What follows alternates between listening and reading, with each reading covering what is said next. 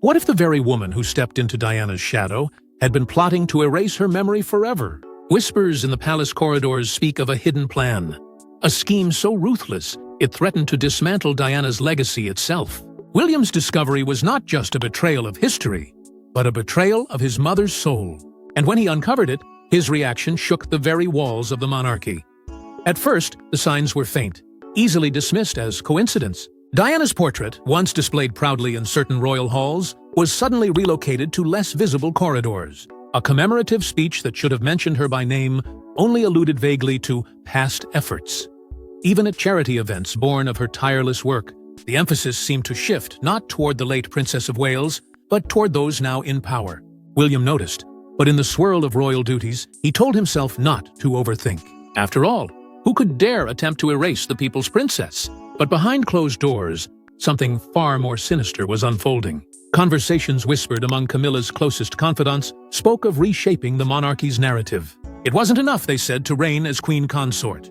To secure her position, Camilla had to eclipse the memory of Diana once and for all. There was an unsettling determination in these murmurs, a belief that Diana's enduring influence kept the public from embracing Camilla fully. And if Diana's legacy stood in the way, it had to be diminished, cut down piece by piece, until it was nothing more than a faded memory.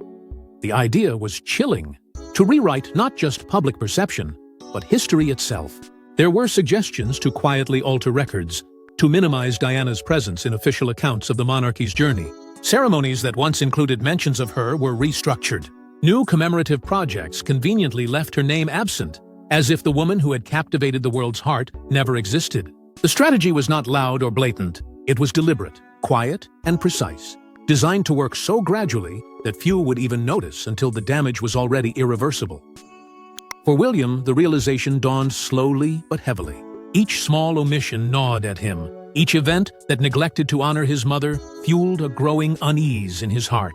It was no longer paranoia. It was a pattern. And the deeper he looked, the more he saw it for what it truly was, not oversight, but orchestration. A scheme woven into the very fabric of the monarchy's future, with Camilla's hand guiding the threads. The betrayal pierced deeper than politics or ceremony. This was about his mother, the woman who had given everything, who had suffered and triumphed in the public eye, whose very name carried an untouchable reverence. To watch her legacy being stripped away was to feel her life cheapened, her sacrifices ignored, her memories smothered beneath ambition.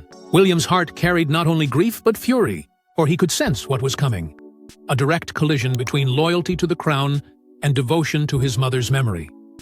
The tension grew unbearable, a silent storm building inside him. Every sign he uncovered pointed toward a greater truth that he was desperate to deny, but could no longer ignore. Diana's memory was under siege, and the assault came not from strangers, but from within his own family. But what William stumbled upon next would confirm his darkest fears. Camilla's intentions were not whispers, but a concrete plan. Diana was not just a princess, she was a phenomenon. Her compassion, her defiance, her unmatched connection with the people made her untouchable even in death. Yet Camilla's strategy was chillingly simple. Dismantle every reminder, one by one, until Diana was nothing but a fading ghost. For William, it was a dagger to the heart of his mother's memory under calculated attack. Even decades after her tragic passing, Diana's image continued to shine brighter than any royal alive. The people adored her not because she was perfect, but because she was real. She held the hand of the sick when others kept their distance. She embraced children the institution ignored. She challenged protocol with a quiet smile that disarmed even her harshest critics. To the public, Diana was not just the people's princess, she was their queen of hearts. That love did not fade with time. It intensified, casting a long and immovable shadow across the monarchy. And it was that shadow that tormented Camilla. No matter how many years passed, she remained measured against Diana's ghost. Every public appearance, every photograph, every headline carried the comparison. Where Diana had captured the nation's soul, Camilla stood tolerated rather than celebrated. Even as she rose to queen consort, there lingered a quiet resistance from the public, a refusal to let her eclipse the woman who came before her. To Camilla, it was not merely an inconvenience, it was her greatest humiliation. That was why, piece by piece, symbols of Diana began to vanish from royal life. Where once her charity work had been highlighted at official engagements, the spotlight shifted toward initiatives rebranded under new names, with Diana's connection deliberately downplayed. At grand events, speeches that should have honored her pioneering efforts omitted her name entirely. Even in private palaces, photographs once proudly displayed were quietly replaced with neutral landscapes or newly commissioned portraits. It was subtle but unmistakable. Diana's presence was being peeled away from the institution she had defined. The narrative began to shift in the public sphere as well. Instead of honoring Diana's rebellious grace, the palace's official tone subtly framed her as difficult, a woman who disrupted more than she contributed. Meanwhile, the story of Charles and Camilla was reshaped into one of enduring love, a romance that was painted as fated and noble. To the unsuspecting eye, it was a harmless reframing of history. But to William, it was a calculated act of revision, an attempt to turn his mother into a footnote in the very story she had carried on her back. Behind closed doors, his anger smoldered. The boy who had walked behind his mother's coffin was now a man who saw her memory under siege. He confided in trusted friends and advisors, his voice often breaking as he admitted the weight of what he felt. To him, this was not politics. It was personal. It was as if every erasure of Diana was an erasure of his childhood, his grief and his bond with the mother he had loved so fiercely. But William's heartbreak would turn to fury when he uncovered where Camilla's plan was leading a future where Diana's name was, never to be spoken again, buried. In a folder, William was never meant to see the truth. Behind palace doors, proposals had been drafted, letters exchanged, and decisions outlined. They revealed not just whispers, but blueprints, strategies to minimize Diana's legacy, from royal ceremonies, portraits, and even education. The chilling realization hit William like thunder. His stepmother wasn't content with being queen consort. She wanted Diana gone, erased, as though she had never existed. The discovery came almost by accident. Papers shuffled carelessly across a desk revealed more than they should have. And in those pages, William's eyes caught a name. His mother's name written not in reverence, but in red ink, marked for removal. What lay before him were confidential memos on royal image management, drafted with surgical precision. They weren't idle discussions, they were instructions, directives that targeted Diana's presence in the monarchy, suggesting ways to curtail her visibility in the years ahead. The memos spoke with a calculated coldness. They outlined how Diana's image could be phased out from official ceremonies, where her commemorations had once stood as unshakable traditions. Mentions of her at public events were to be shortened, diluted, or omitted altogether. Photographs in grand halls were to be rotated with newer portraits, while references to her humanitarian triumphs were to be reframed as initiatives carried forward by others. The pages read like a manual of erasure, designed to suffocate her influence under the weight of institutional silence. More chilling still were the plans regarding her charities, organizations she had poured her heart into. Causes she had elevated from obscurity to global recognition were now listed as candidates for integration or restructuring. The language was clinical, but the meaning was unmistakable. These charities were to be absorbed into larger royal projects, stripped of their independence, and in doing so, stripped of Diana's name. What had once been hers alone would now bear no trace of her legacy. William's hands shook as he read further. Among the notes were annotations, words scrawled in the margins that hinted at Camilla's direct influence. Phrases like a more unified royal brand and focus on the present, not the past, were underlined, each dripping with the weight of her ambition. The more he read, the clearer it became. This was no misunderstanding, no bureaucratic oversight. It was a deliberate agenda, orchestrated at the highest levels of the family he called his own. But what cut deepest was the silence of his father. Charles's initials appeared on documents that gave quiet approval, suggesting he had seen these plans, perhaps even consented to them. For William, the betrayal was unbearable. To imagine his father complicit even passively in the erasure of Diana's memory was to reopen wounds that had never truly healed. It was not just Camilla's scheme. It was institutional. It was systemic. At that moment, William understood the battle was larger than he had feared. This was not about family rivalry, not about personal animosity. It was about power, image, and the monarchy's ruthless instinct to control its story at any cost. His mother's legacy was not merely being challenged. It was under siege from the very institution she had once illuminated. Yet the documents were only the beginning of what William would soon hear from insiders would break his composure entirely. Servants talk, and when they do, their whispers often echo louder than any official proclamation. Several longtime palace staff, fiercely loyal to Diana, quietly confided in William. What they told him confirmed his worst suspicions. Camilla's campaign wasn't just paperwork, it was execution. Step by step, Diana's presence was being deleted from the monarchy's daily life. William's blood ran cold as he realized how deep this conspiracy reached. It began with the photographs. For years, Diana's smiling face had graced the quiet corridors and private chambers of the royal residences. They were not just decorations but reminders of the woman who had given the crown its most human touch. Yet one by one, these images were taken down. At first, staff assumed it was part of routine redecorating, until they noticed what replaced them. Carefully chosen images of Charles and Camilla, staged to project strength, unity, and permanence. The contrast was impossible to ignore. Diana was being pushed aside, not only in public spaces, but in the private heart of the monarchy itself. The staff who had adored Diana spoke in hushed tones, afraid of reprisals. They admitted they had been told, in no uncertain terms, to adjust their language. When discussing the royal family, they were expected to praise Camilla openly, describing her as the cornerstone of stability, while deliberately avoiding references to Diana. Even in moments where Diana's influence was undeniable, staff were warned not to highlight it. The message was clear. Camilla was the future, and Diana was to be a relic of the past. For William, hearing this was like reopening an old wound that had never healed. But the staff did not stop there. They revealed the subtle manipulations hidden within speeches and ceremonies.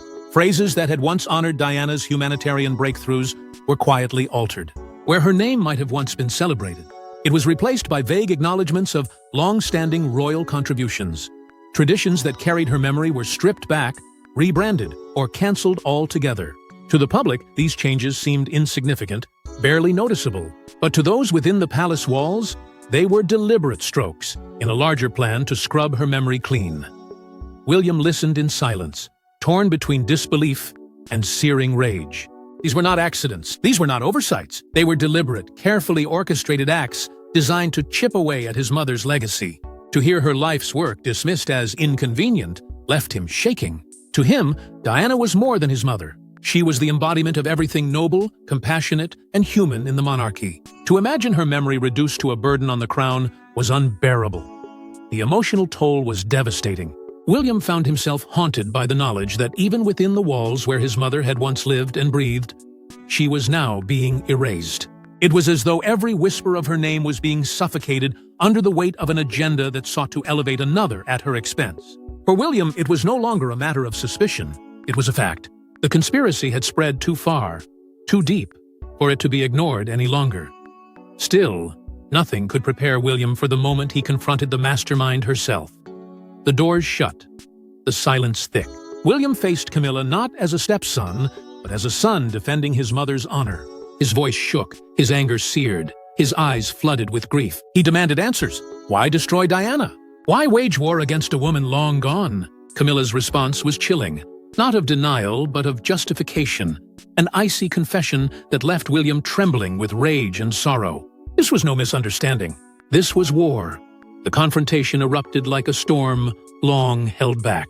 William's emotions, buried under years of composure, broke loose. He accused her of orchestrating a campaign of cruelty, of stripping his mother's name from the very fabric of the monarchy she had once breathed life into. His words cracked with grief, yet his fury gave them the strength of thunder. Camilla, however, did not retreat. She looked at him with a steadiness that made her words sting even more. Her justification was ruthless. The monarchy could not survive under the weight of Diana's ghost. The institution needed freedom, she claimed, and Diana's enduring shadow left no room for stability. For William, it was unbearable to hear his mother reduced to a liability, her memory spoken of as though it were a stain to be cleansed, ripped at his soul. He shouted back, his voice echoing with the rage of a son who had lost too much already. He called it betrayal not only of him, but of the very people who still adored Diana.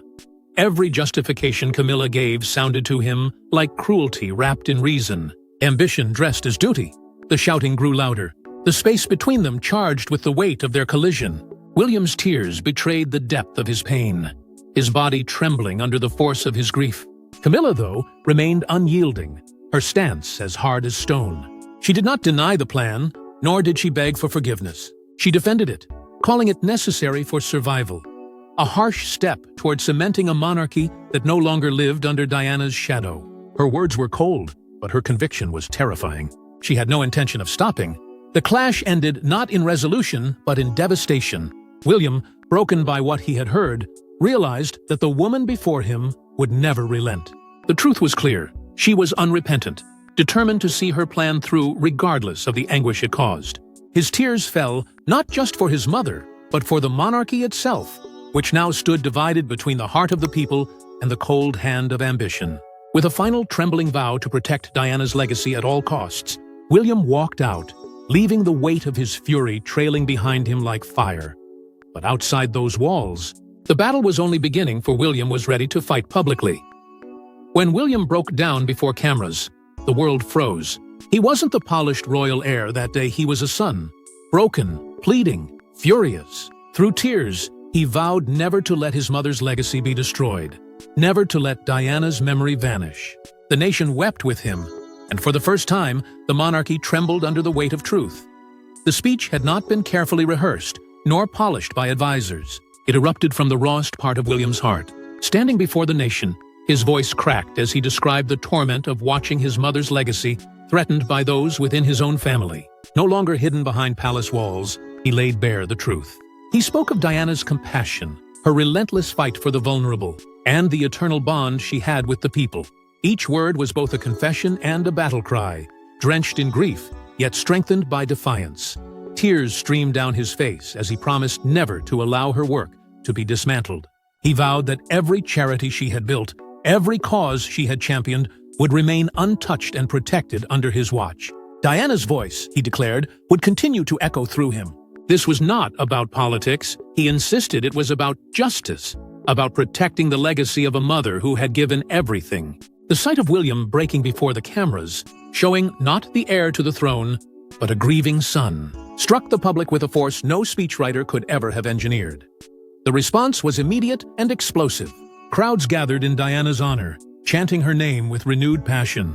Letters poured in from across the world, praising William for his courage and condemning the cold machinations that sought to erase his mother. The press, which had so often dissected royal drama with ruthless precision, now rallied behind him.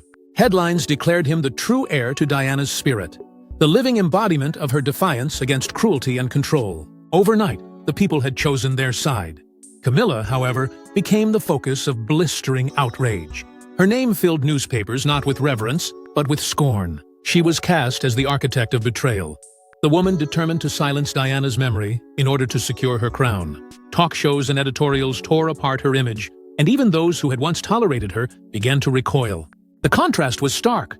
William stood before the people drenched in tears and truth, while Camilla appeared increasingly isolated, painted as the destroyer of a woman who still lived in the nation's heart. For William, the moment changed everything. No longer could this war remain hidden within palace walls. It was now out in the open, waged before millions who watched with fury and heartbreak. His grief had united him with the public in a way no title or throne ever could. And though he trembled as he spoke, he emerged from that moment not as a broken son, but as a defiant protector, carrying his mother's name as both shield and sword. But the backlash against Camilla would spiral beyond control, shaking the monarchy's image to its core. The walls of power that once protected Camilla began to crumble. Public scorn turned into fury. Newspapers labeled her the memory thief, and whispers in Parliament questioned her very position. Even within the palace, her isolation grew. For the first time, Camilla found herself cornered not by Diana, but by Diana's son, armed with the love of a nation. The media storm was relentless. Headlines across the globe condemned her, framing her not as a queen consort, but as a usurper who had dared to challenge Diana's eternal presence. Tabloids printed fiery accusations, while respected publications echoed the same narrative. Camilla had crossed a line that could never be uncrossed. Her every public appearance was dissected, her smiles portrayed as masks hiding ambition, her speeches ridiculed as hollow attempts to salvage an image that was already collapsing. The more she tried to steady herself, the more the press painted her as the architect of cruelty. Inside the palace, the damage was just as severe. The trust she had once carefully cultivated with courtiers and senior staff began to rot. Allies who had stood by her side grew distant, unwilling to be associated with a woman branded as the destroyer of Diana's legacy. Whispers spread through gilded corridors, servants exchanging glances that carried silent judgment. Camilla, once embraced by the inner circle as the stabilizing presence beside Charles, now found herself surrounded by doubt and quiet disdain. Former allies in politics and society, who had once offered their support, began stepping back. Invitations dwindled. Endorsements disappeared. The very people who had cheered her ascent now treated her like a liability, someone to be avoided rather than defended. Isolation set in like a suffocating fog, leaving her standing in the grand halls of power, but with no true power left to command. Charles himself was caught in an impossible bind. Torn between the wife he had chosen and the son who carried Diana's soul, he stood paralyzed. His silence became louder than words, seen by the public as quiet acknowledgement of guilt. The nation demanded answers. How could he allow such an erasure of Diana to even be considered? But Charles offered none.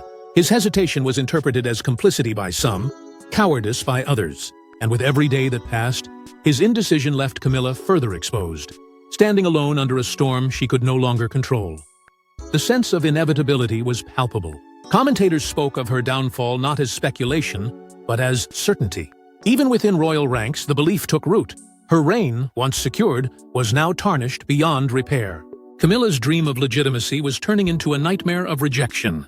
Her rival, Diana, had been gone for decades, yet it was Diana's son who wielded the true power, the moral authority that no crown could match. For William, this was the moment his stature rose to heights even he had not anticipated.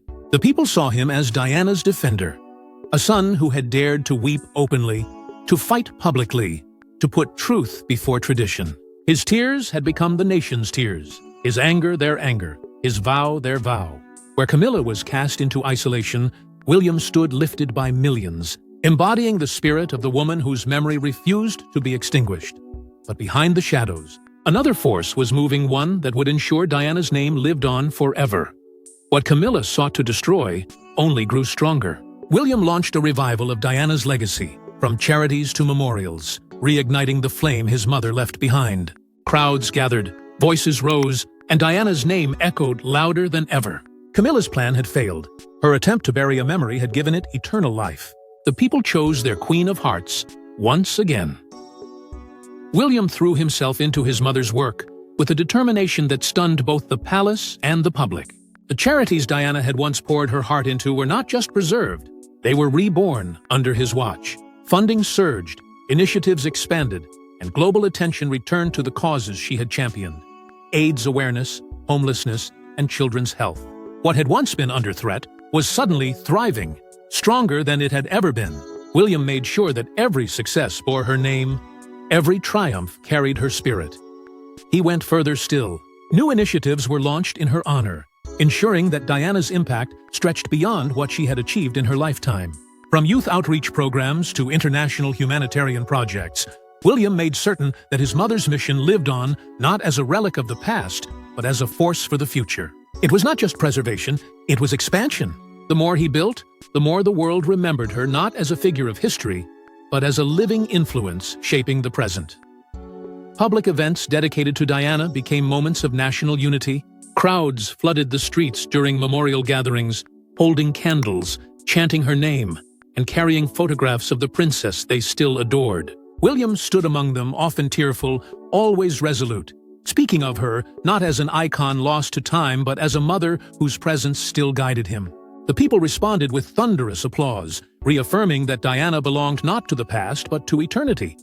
Her image, once under siege, became untouchable. No criticism could diminish her. No political maneuver could weaken her place in history. Diana's legacy was no longer fragile. It was indestructible. She was immortalized in the hearts of millions, her memory woven into the fabric of the nation's identity. To attack Diana now was to attack the very soul of the people.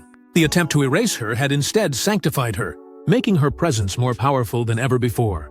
And through it all, William emerged not just as heir to the throne, but as guardian of Diana's eternal spirit.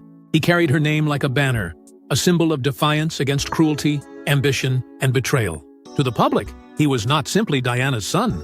He was her voice, her defender, the man who ensured her light would never be dimmed. His triumph was not for himself, but for her, and for all who believed in her truth. Yet in the midst of triumph, the monarchy itself faced an unavoidable reckoning. The monarchy stood at a crossroads. Camilla's ambition had nearly destroyed it. William's defiance had saved it. and Diana's memory had become the unshakable foundation upon which it now rested. But the scars ran deep. The world had witnessed betrayal, confrontation, and heartbreak. And though Diana was gone, her spirit had once again proven more powerful than crowns, titles, or thrones. William's tears had rewritten history, and nothing in the monarchy would ever be the same. The institution, once cloaked in untouchable grandeur, now stood exposed, its fractures visible to all. William emerged as more than an heir.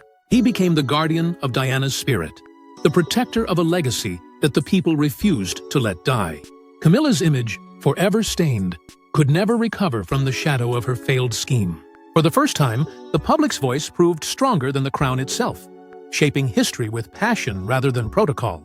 William's future reign was already marked not by tradition alone, but by the enduring fire of his mother's legacy. The monarchy, shaken to its core, would never return to what it once was.